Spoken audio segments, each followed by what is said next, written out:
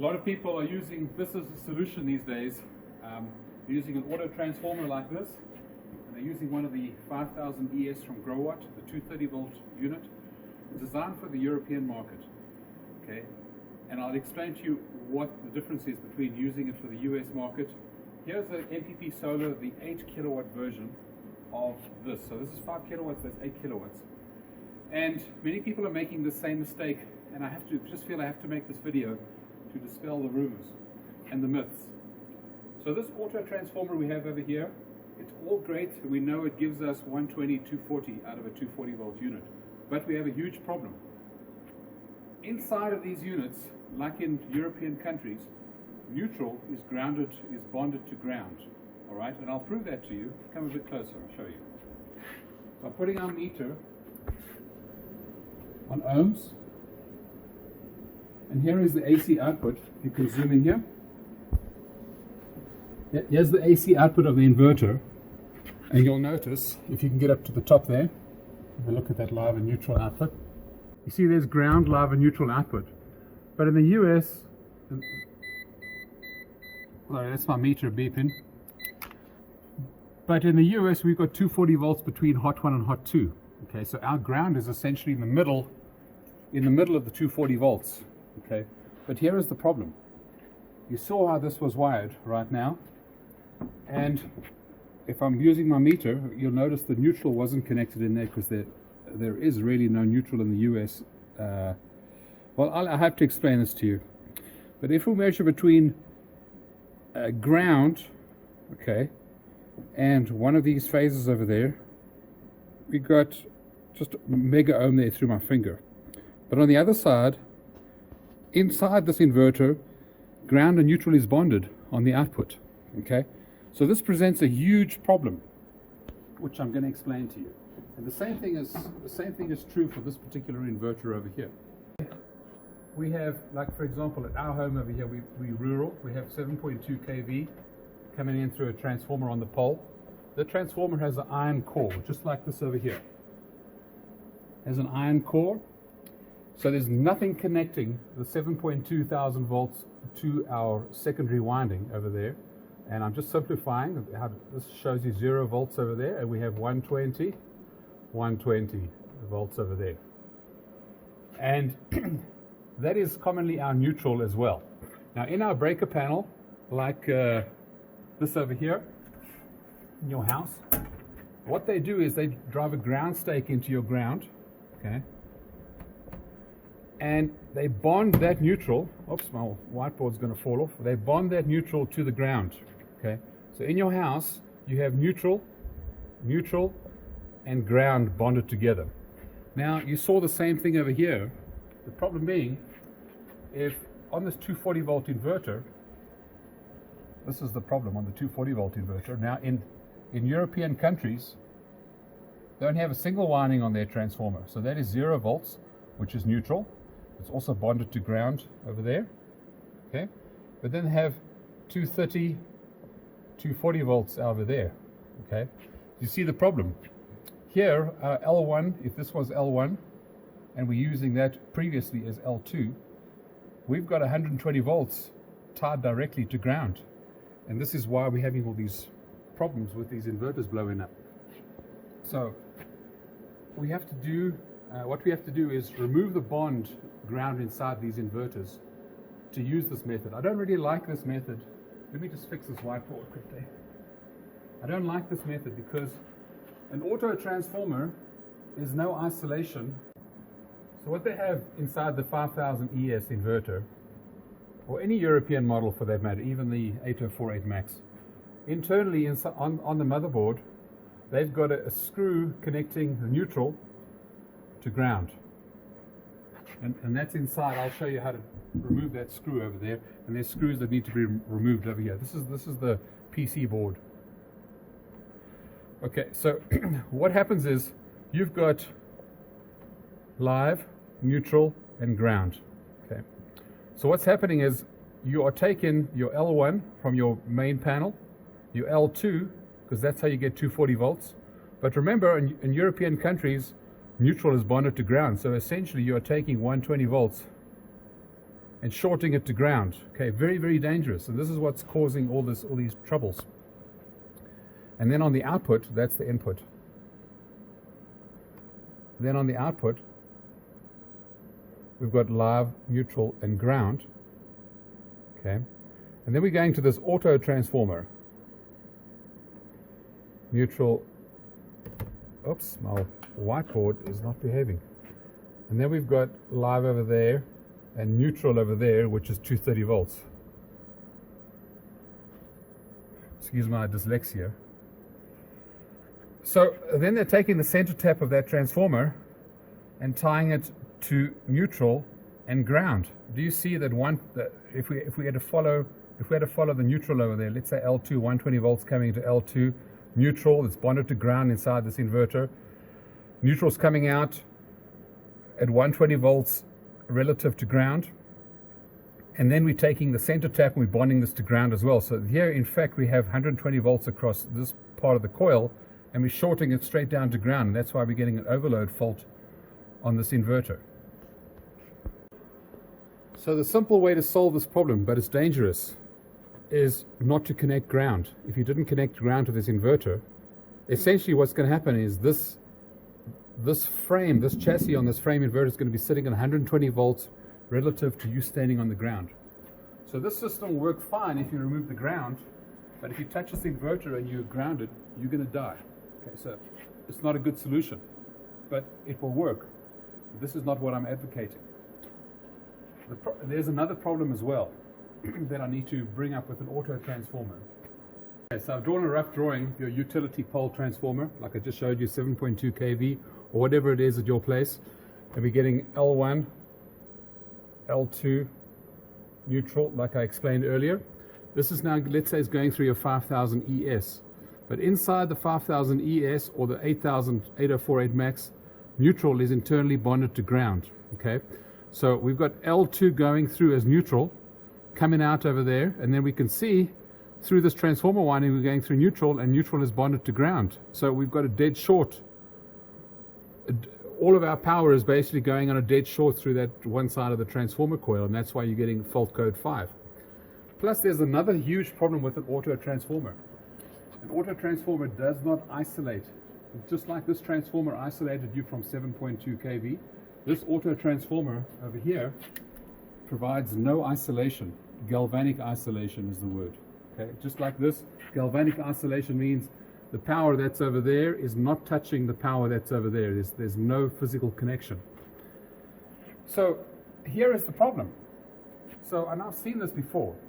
Let's say we're getting out 120 volts over there, and over here, for some reason, the guy that wound this transformer put less turns on it, and we're getting 118 volts out of there.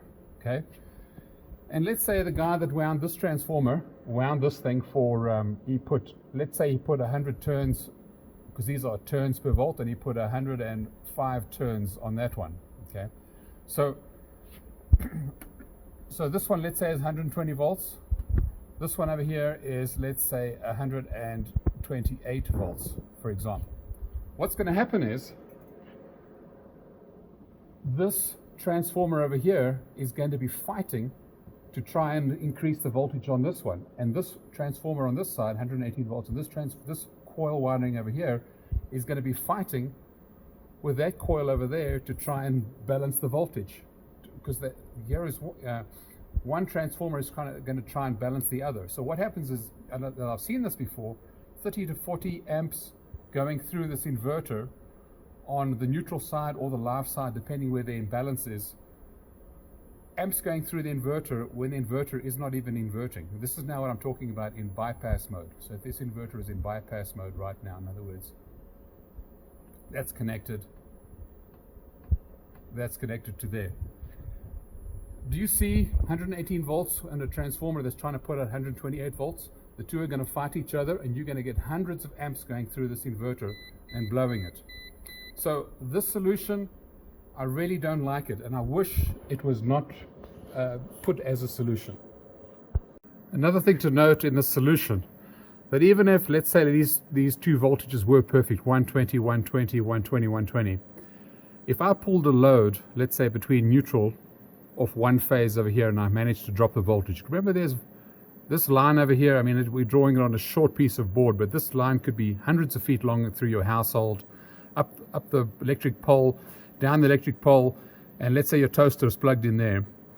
If I plug my toaster in there and this unit's in bypass mode, it's going to be pulling some power, and it's going to drop the voltage between live and neutral over there. So you could even have current flowing back through this way over here, coming through the inverter to try and even up that voltage as well. So even if the auto transformer and the pole transformer is perfect, any load you put on this thing to unbalance these phases, one of these transformers or both of them are going to try and correct it, and it's all going to come through your inverter. Now there's a typical pole transformer. Your 7.2 kV coming in through there, your transformer, then it's got a primary and secondary winding. And the secondary winding's got two coils with a center tap, or one coil with a center tap, whichever way you look at it. And then that comes down to the house, and that's the pole I was talking about, the utility. So this is the typical isolation transformer. It's got 240 volts in, and it's got 120 volts out. So if I had to redraw this auto transformer, the auto transformer is just a single set of windings. This particular transformer has a 240 volt winding, and it has a 120 volt winding. Now you can see there's no connection at all between the 240 volt. If we had to put this transformer in there, there'd be no physical connection between this input and that output. So then we can tie this side to ground, no problem, and we can have 120 volt output. Now this transformer is not going to give you 120, 240. So you would need a transformer that had another set of windings in like that gave you 120, 120, and then that center tap, you can take that to neutral and ground bonding. That's the only way to do it that works. But still, we have this problem where this inverter is sitting at 120 volts unless we remove that internal bond over there. So the solution that people are selling you is very dangerous. And that's what I want to tell you. I have customers calling me many times a day with this blowing up inverters. Okay. So this is a proper isolation transformer. You see it has separate windings, 0 and 240 volts, and 0 and 120 volts. So you can put 120 in there and get 240 out. You can put 240 in there and get 120 out. An isolation transformer is what you need for a solution like this, but it still doesn't solve our problem with this inverter being tied to L1 or L2, the case. Okay. So we have to open up the inverters to remove the screw, and this could void warranty. I'm just letting you know. Another thing that I want to tell you before I go into these 5000 ES inverters, you cannot ground the solar panel wires. The moment you touch these solar panel wires and ground them to the frame, you're going to blow this inverter. Okay. So the solar panel wires have to be completely isolated, and also when you're using your screwdriver on these terminals and your breaker switch for your solar panels and in your combiner box is not off, you risk blowing this whole unit up.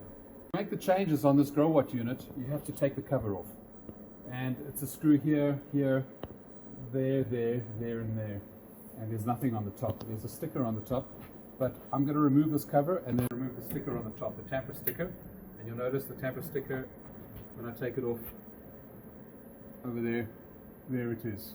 Okay, so we have to first of all just disconnect the LCD display. I just open this little clip up here, open that clip up on that side, and remove the cable. Now I can remove the lid. All right. So there's a screw on this grow watt, which is right there. This screw over here bonds neutral to ground. Now if you remove the screw, it's no guarantee that neutral to ground is not going to be bonded, because you've got a PC board, this printed circuit board, that's pushed against the metal backing case over here. So all I'm doing is I'm removing that screw, and if that PC board still wants to make contact to the metal backing, it's still going to, this screw is not a foolproof solution. It's just lucky that it works a lot of the time. So we remove that screw. I wish I had a magnetic screwdriver. All right, so that's what the little screw looks like. Okay, so, and there again it is right there between this little inductor and that relay, right over there. It's actually marked. They've got some marking pen over there right now. I cannot see it, but anyway, that's where it is. But that PC board must still be touching the ground. Okay, so, and remember, this inverter right now, when we remove the screw, we're going to have 120 volts between this metal case and where that PC board was on that tiny little gap.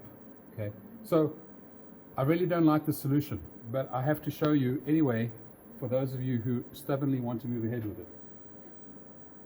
So now putting my meter, you can see in ohms, if you can measure there now, you'll see that there is now 4 mega ohms or so, 25 mega ohms, which is not too bad, between neutral and ground. So removing the screw did work, but if there was an arc, 120 volt arc between the back plate and the inverter, you would still have a problem. Okay, so removing that screw kind of works. It still doesn't solve the problem, however. So removing that ground only solved one problem. It solved the problem with us getting shocked with the inverter and the inverter basically bonding hot to ground. So it's removed this problem over here. It still hasn't fixed the problem with the feedback, the many amps that could feed back through these two transformers fighting each other. Okay. Loosen these screws on the 8048 Max. So because if we let them, if we remove both of these screws at the same time, this is going to drop down, pull these wires, and make some bad connection. So I'm just going to just gently let that hang there. It'll hang by its own weight. But if you want to remove the plugs, you can. And now I have to remove all these screws. Like there's 3 screws in the front, screws on the side. Over there, I have to remove that tamper sticker over there, if you see, and I have to remove some screws on the top as well. So I'm going to go ahead and do that. So now I'm removing the last screw, and this whole cover is going to come loose and fall. So I have to, you notice, for me to take this cover off, I have to remove these connectors out. Come a bit closer, I'll show you the connectors you have to remove.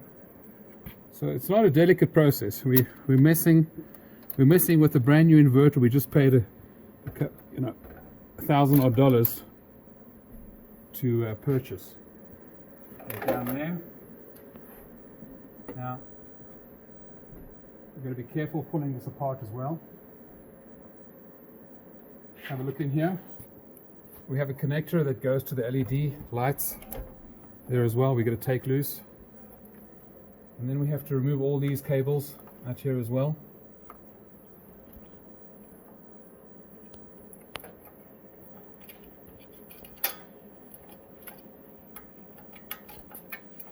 And this is why we have the the 120 volt inverters, because it doesn't have these problems. For example, like the LV6048 over here, it's designed for the US. It doesn't have this problem. And neither are any of, like the LV6548 and the others. We've designed around that problem to get away from it.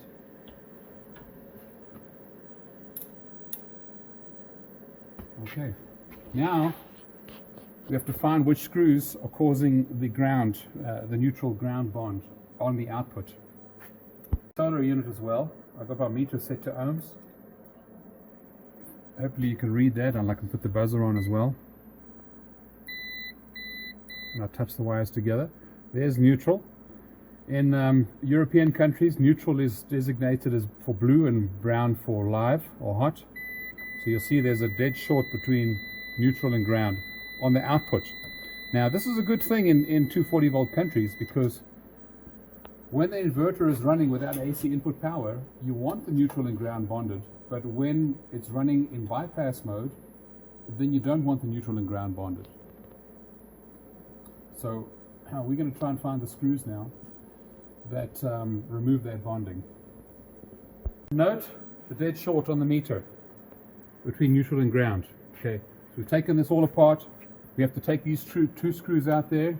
Then there are little nuts on these bolts. So there's 4 of them, 1, 2, 3, 4. This board gets removed.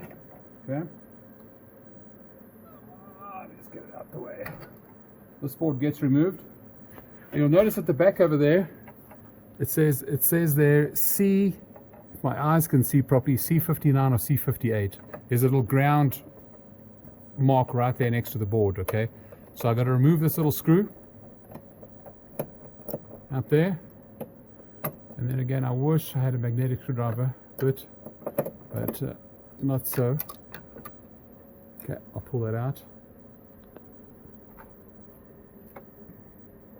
Notice our multimeter now no longer has a short on the output. So that's the screw to be removed to make this solution work-ish, which I don't like. The only way to really do it is through an isolation transformer, such as these. An isolation transformer with a single winding on the primary, 240 volts, and a double winding if you want 240 volts out, 120, 120, just like the normal US. Or 120 volts and 0, just the one winding as well. That'll also work if you just want 120 volts out of your 8 kilowatt inverter. And here they are. This is this transformer is a 10 kVA transformer. So 8 kilowatts, it would be a 10 kVA transformer. So this is the size transformer. Let me open this again. That is the size transformer needed for 8 kilowatts. This one over here, it seems a bit small to me. For 5 kilowatts, but you'll be the judge of that. Another thing to note about this auto transformer, I'm not knocking these guys at all, I'm just trying to educate you. It's a 5000 VA transformer. Now usually 5000 VA would only be around about 3 to 4000 watts. So you're pumping this 5000 VA transformer with a 5000 watt inverter. You really are pushing it over its limits by about 20%. So now we're just going to put everything back together again.